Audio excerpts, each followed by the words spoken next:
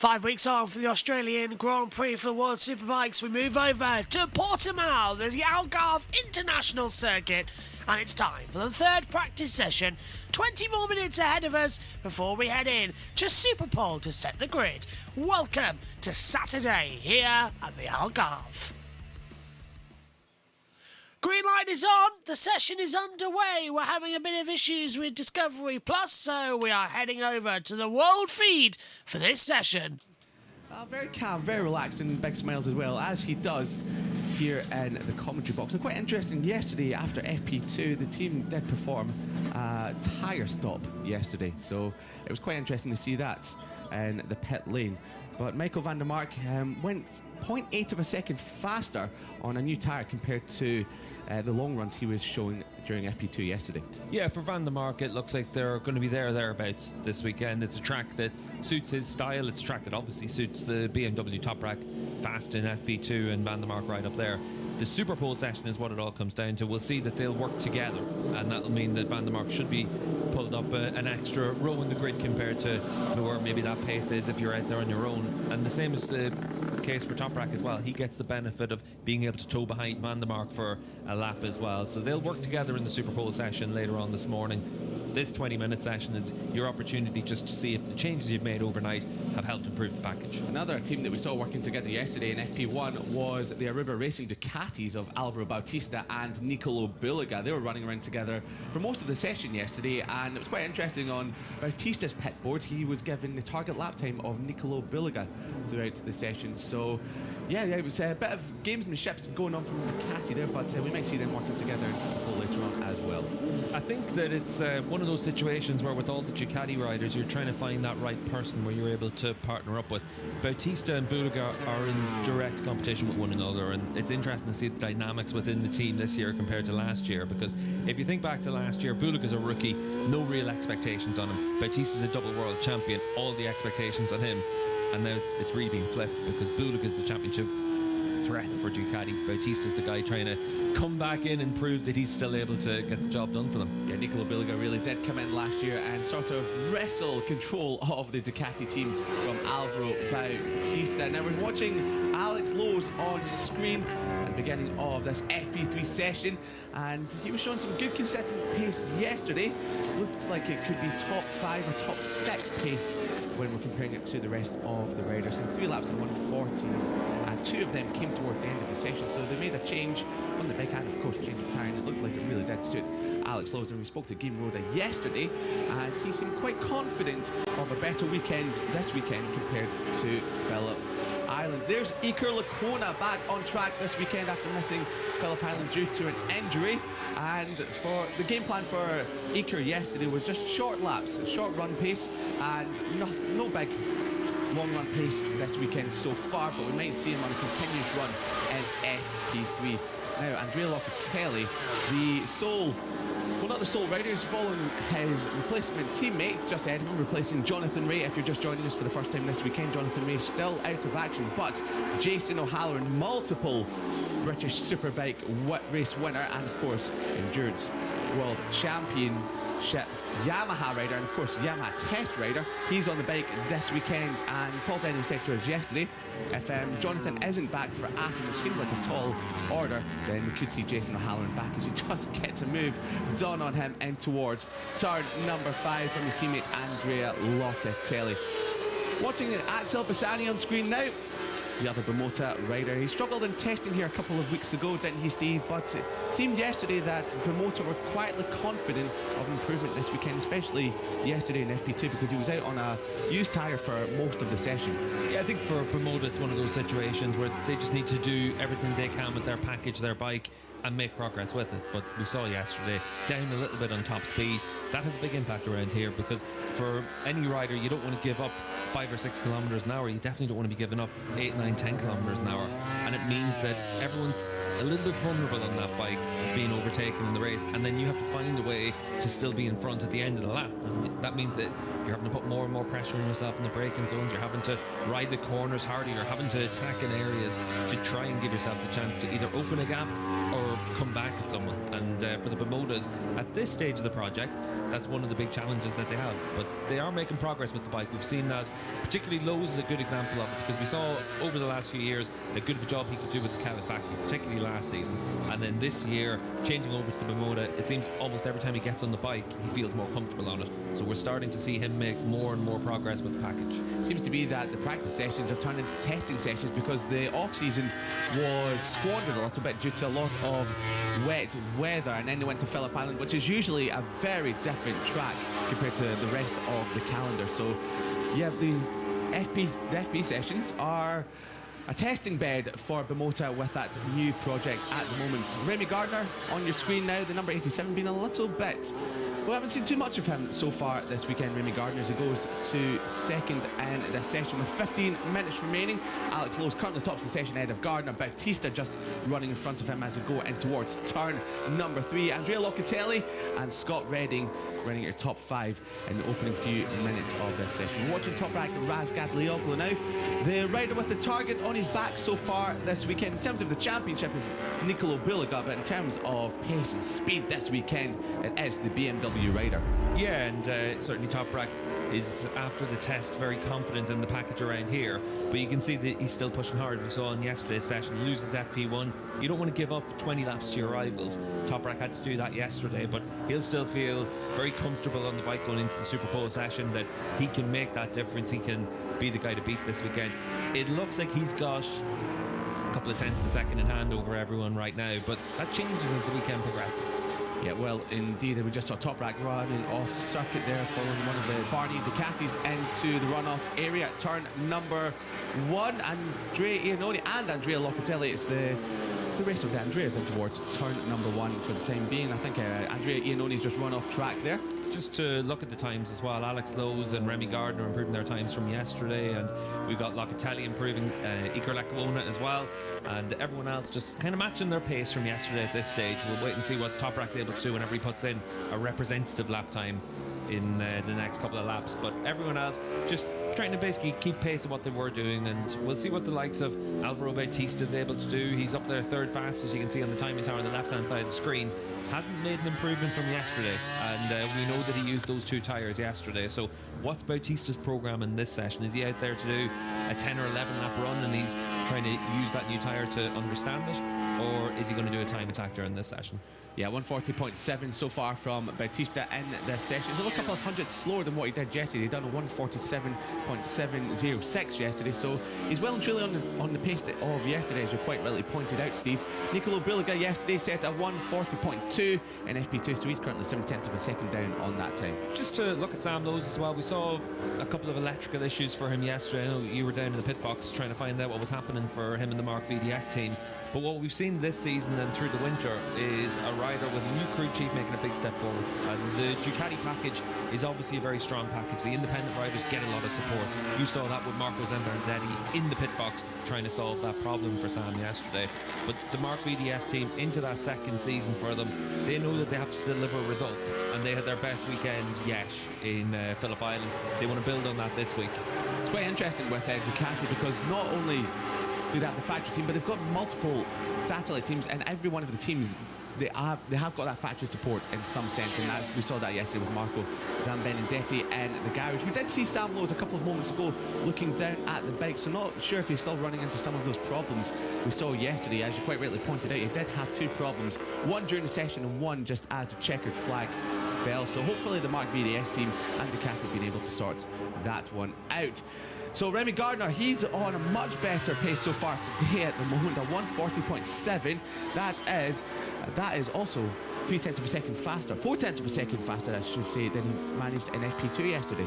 Yeah, and important for Remy to be able to do that. He needs to put together a good weekend, because for the Yamaha riders, they need to show that they should be the lead factory rider next year. Everyone's contract's up for renewal, and Obviously, Jonathan Rea had injured. He would have been expected to be that lead Yamaha rider. But there's a question mark about what happens for Yamaha next year. Remy's a former Moto2 world champion, a very established rider with his credentials. But is he a really good superbike rider? We've seen flashes of it. You think back to Assen last year being on the podium. Most was a really strong weekend. There've been a lot of times whenever you look at it and you see a rider that's right at the sharp end. Can he do that week in, week out to be that lead Yamaha rider in future? Or what do Yamaha do? And even though we're only at round 2, for a rider like Remy, the pressure builds up because you want to be that guy. You want to be the full factory rider. Obviously, everyone on the grid wants to be on the front and they want to win races. To do that right now, in all likelihood, you have to be on a Ducati. But for the likes of Remy, it's an opportunity to show that you can lead a factory, and at the end of the day, everyone here is a professional rider. It's a big job, and to have that responsibility for a factory is a big deal for all these guys. Yeah, it's a big season for all of the Yamaha riders, as it is Danilo Petrucci. He comes across the line, a 140.7 for the Italian, and that's quicker than he went yesterday by a couple of hundredths of a second. So a lot of riders this morning, Steve, are finding an improvement on the lap time. Some of them still maybe a couple of tenths off for the time being, so maybe just running some used tyres for the moment as Toprak slides into his pit box and very content as the two-time champion. Yeah, you can see just comes in, quick debrief with Phil Marin. We're halfway through the session now. Toprak able to do 5 laps there and hasn't put in a fast time. 40.9 for Toprak. It's about a second slower than he went yesterday, but he could well be using the same tyre he used yesterday, and then you go out to try and put in a simulation for your Super Pole next, just to give yourself that bit of confidence going into that session. Even though that all the riders and the teams have some data from the test a few weeks ago, when we spoke to Sean Muir yesterday, he did say that it was a bit of an issue missing out on that FP1, 45 minutes of running that they've missed out on. So they've got a really condensed program, does the Toprak Razgat Leoglu side of the garage, as he debriefs with Phil Marin on the right hand side of your screen. Just looking at the timing screens as well, Alex Lowe's on a really good lap. We can see that on the timing tower on the left hand side of the screen, the red sectors. Lowe's up by half a second at the halfway point of the lap. The last couple of laps, he's had that pace in the first 2 sectors. It's gone away, even compared to his own fastest time in the session in this last couple of sections. So we'll see what he can do in the last corner, but Lowe's looks like he's ready to maybe duck down underneath the 1:40 barrier. Yeah, he might be the second rider this weekend to duck under that 1:40 barrier. Not quite a 1:40 dead. That's 0.8 of a second quicker than he went in FP2 yesterday. So Alex Lowe's finding a lot of good time on that Bimota today, and Game Road, as we spoke to him yesterday, he was quite confident of a good result this weekend. Yeah, and a good result for Lowe's and Bimota is being able to come away with a top 6 finish. You know, it's about being realistic with a new project for that team, and they know what package they've got, and they're trying to make those incremental steps. For a rider like Lowe's, we know that he's a race winner, we know that he's a podium man, we know, and that's Bassani that's gone down. So it's one Bimota top session that's gone down. You're very right, and that looks like a fast crash there. You just see a piece dangling from his right arm. That could be a turn 9 in underneath the Jones leap and down in towards that left-hander, and we know that Ryan had a big crash in Phillip Island and was fairly battered up from that and cut up a little bit, so hopefully no ill effects from that one. You can see he's just taking a moment there just to catch his breath. Let's see what happens as he comes over where the jump is at the end of the lap. You're not going to jump it in the middle of a session, but you can definitely get the bike a little bit loose over the top of that, and we've seen this time and again, and both wheels off the ground for Ryan, and that's a really big one for Ryan, and you can see why he needed to take his minute down there as well. Hopefully he doesn't get tagged by the bike here as it makes its way down. It looks like he's just about able to avoid the bike, but that's a big moment through there. We don't see too many crashes over the top of the crest, but we see a lot of big head shakes, and Ryan had both wheels off the ground as the bike was violently moving around. So it's really your passenger at that moment. Yeah, tank slapper that was from Ryan Vickers, a wrist snapper basically. We've seen that happen so many times with riders over the years. As soon as they get a head shake on, even if you do save it, it can cause a break to the wrist, and Ryan Vickers there sitting up and just taking a few moments there to get his breath back, because if there's one place you really don't want to go down on this track, it is coming down the hill and towards Craig Jones corner. And Ryan Vickers there just taking his gloves off, thankfully walking away the the British rider, but that was quite a scary moment. But hopefully he will be on the grid for the race, or hopefully before that he'll be in Super Pole later on today, but thankfully he was walking away. Yeah, exactly, and that's the main thing there for Ryan. But definitely it's one of those moments whenever you see just how violent it is when you have a crash. I remember being in Qatar one year and there was a high side at turn 1 for Michael van der Mark, and it's only when you're beside it and you see just how quickly it happens that you're given that reminder, because obviously enough when you're watching everything through the course of a session, it's all similar to one another, it's all relative to one another, and it's only whenever something goes wrong that you see just how fast these bikes are and just how difficult it is. And particularly around Portimao, because of all those undulations, it's almost like you're coming over a kicker there into turn 9, and unfortunately for Ryan, he just got caught out by it. Yeah, great shame there for Ryan Vickers. Garrett Gerloff, he's had quite a struggle so far this weekend, and he's struggling to keep the front wheel down as he comes over the crest of the hill across the start-finish line. Just takes a tear off from his visor, and Garrett Gerloff is sitting pretty in 13th. Unlucky for some, but not Garrett at the moment. That bike is moving around quite a lot coming through turn number 1. Bit of an issue yesterday for the Puchetti Kawasaki, but he was back out in FP2 yesterday. We're watching Tito Rabat as he comes across the line, just moves into 22.4 seconds off Alex Lowe's time. The best lap time barring Top Rack so far this weekend for Alex Lowe's on the motor. Really looking comfortable so far in this morning session. As we watch Tito Rabat going towards turn number 3. Back now with Nicolo Buliga, who's on a very long run out. Their consistent lap times, currently sitting in 5th in the session on a 1:40.7. That's half a second slower than when he went yesterday. However, he could be out there on a used set of tyres. He comes across the line now, ticks off the lap time, and it's a 1:40.6. So he moves up to 4th position for the championship leader on the Aruba Ducati. Top Rack, he comes across the line to start his first flying lap of run 2, so he'll get a couple of laps in for the reigning champion, and it seems to be so far this weekend, Steve, and for much of the weekend you believe, the Buliga versus Top Rack show. Yeah, and in all likelihood that's the way it will be, but those two riders typically seem to have that little bit of an edge over everyone right now, but you never know who's going to be able to qualify well, put themselves in the mix. And once you're in a race, particularly in the Super Pole race, we always see riders make a big step forward. Alex Lowe is currently fastest in this session. He's a Super Pole race specialist. He always seems to find a way for that race to come to him, and he was on the Kawasaki in the past. Hopefully for him on the Bimota that stays the same, but everyone else needs to do the same. You need to make those little steps, because in terms of outright speed, it looks like Top Rack and Buliga have that little margin over everyone right now everywhere we go. And then it's up to the likes of Iannone. We can see they're just out on track in front of Top Rack. Petrucci, they're always needing to have to find that little bit more. Petrucci very consistent now from the second half of last year onwards. He really did make a big step forward. He showed well in Phillip Island. He needs to do the same here. You need to come away from these races with 3 podiums if you want to be a title contender. If you're having your good weekends in that second group, you need to make sure you got 3 top 5s and maybe 1 podium. So for a lot of riders, that's what the target is, and it's to try and see if you're able to stay in the mix with the other riders. But a long race here in Portimao is quite difficult to do that. A Super Pole race is a good opportunity. Yeah, we saw Alex Lowe's last year really putting a fight in with Top Rack all weekend as we cut away from Top Rack, who is about to go to the top of the session with the fastest time this weekend. This is going to be more than top. This is going to be a lap record from Top Rack. Comes across the line, does Top Rack a 1:39.4, which has smashed the all-time lap record, which was previously set by Jonathan Ray in 2022. So yeah, Jonathan Ray's Super Pole lap time, the all-time lap record, has been smashed by Top Rack. A little thumbs up there from Chris Concho. I love that, didn't I? It was so good, yes. Top Rack is back in, and in this case it looks like BMW as well. This is what's actually been quite interesting from Phillip Island into this week. Top Rack's Ducati Cup comment has obviously taken on a life of its own, and after Phillip Island, I think Top Rack would have been told you've got to rein that down a little bit, and the reason for that is we know that Top Rack has the speed to be able to be the best rider in this class.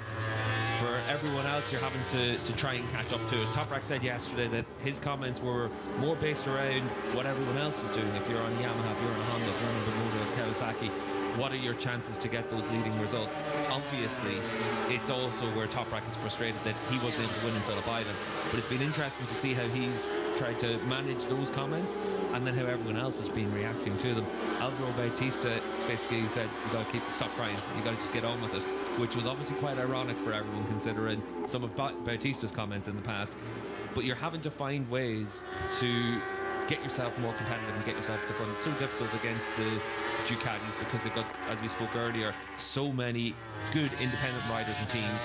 Toprak is a rider that can make that difference, and he is doing a great job again in this session. Not unexpected, because this is what he was doing in the test, where one of his favourite tracks. It's never quite as good as it looks, and it's never quite as bad as it looks. And I think Toprak's Ducati Cup comment is somewhere in the middle of that, but it has taken on a life of its own. It has. The top line motorcycle racers, when they're not winning, they just like to drop that little grenade there every so often, and it was the same for Toprak. But Toprak did have a very difficult off-season, including that hand injury as well ahead of Phillip Island, but that seems to have cleared up now, and of course we come back to a track that he's done very well in the past. Really good lap from Petrucci there, 3 tenths off Toprak, but only a couple of tenths off the previous lap record from Jonathan Ray, so good effort there from Petrucci. Obviously lows earlier on, we saw with that low 1 minute 40.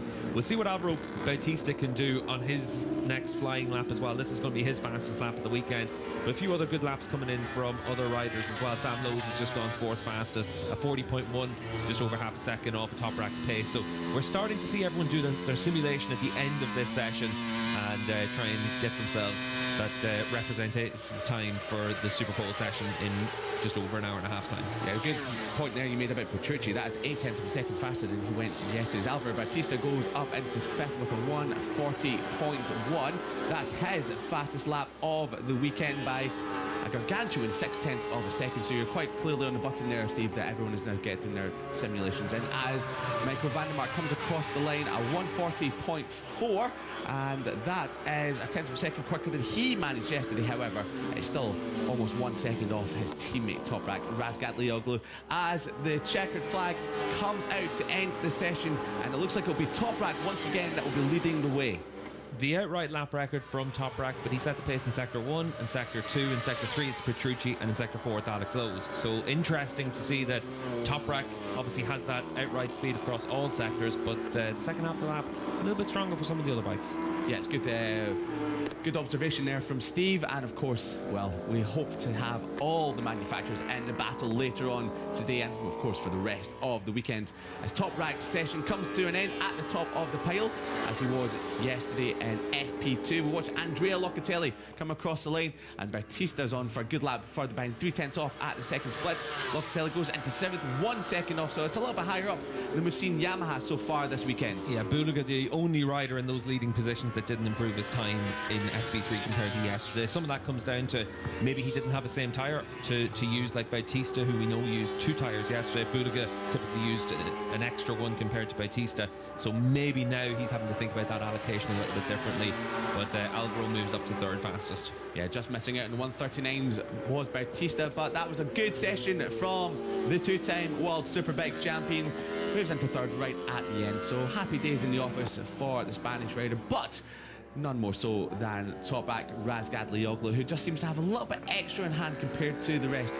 He ends the session 3.5 tenths up on Danilo Petrucci. Yeah, and as we look further down the order, Iannone 12th, Redding 13th. They're riders that will have to make that bit of a step forward. Good effort though from Bahattin Safoglu. He's up there 18th fastest, which is ahead of the riders he needs to be ahead of. Tito Rabat, Jason O'Halloran, and the MIE Hondas. So he's doing his job there a little bit further down the field. Obviously, it's all about the other Turkish rider here in FP3. Yeah, it is indeed. And, well, the Turkish fans will be cheering on not just 1, but 2 Turkish riders potentially going from pole position if Toprak can convert his speed into pole later on today, as Can Onche will be going from his first ever pole position in the Super Sport class later on today. So good stuff from all the Turkish riders and of course the Turkish fans, but great effort this morning from Danilo Petrucci. 9 tenths of a second faster he went compared to yesterday, and of course Alvaro Bautista rounding out your top 3. So it's all poised for potentially an enthralling race and Super Pole coming up today. Yeah, and it's interesting to see when everyone sets their times. Obviously Petrucci at the end using it as his Q simulation. We saw Alex Lowe set the pace for the first half of this session very fast from the get-go, so that bodes well for the Bermuda. He's 4th fastest in this session, and he'll be expecting to give himself the chance of being up there in those front 2 rows of the grid in the Super Pole session. I think that would be a really good effort from him. Obviously what we're going to see is the comparison between the Bermuda and Andrea Locatelli. and Remy Gardner. That's been a good battle for Phillip Island. Looks like it's going to probably continue here as well. And for all of those riders, they know that that's their real scrap, is to make sure that you're able to be at the front of that next group. And we'll wait and see what happens in the Super Bowl session. Yeah, in terms of race pace yesterday, it looks like it's Toprak, Biliga and Bautista that are your top three, with a good battle just behind. And of course it will be Alex Lowe's, Andrea Locatelli, Daniel Petrucci and Andrea Iannone in the battle for that one. So after FP3, it is Toprak Razgat Lioglu that leads the way heading into Super Pole coming up at 11 o'clock local time. A 1:39.4, a new all-time lap record from your reigning champion, just ahead of Danilo Petrucci, Alvaro Bautista, and then comes the Lowe's twins, Alex leading Sam, 4th and 5th, then Vandermark, Locatelli, Biliga, Gardner and Agatar running out at your top 10, Bassani, Iannone, Renning, Vieja, Lacona, Gerloff, Montella, Sofwoglu, Mackenzie Vickers, Rabat, and then it's O'Halloran and Zaidi rounding out your runners and riders. Well, thanks for your company during Free Practice 3. We will be back for all of the action coming up later on for the Super Pole race, and that will be on JB Motorsports on the main channel. The link is in the description, and if you're watching, you'll be automatically redirected. So, Top Rat back.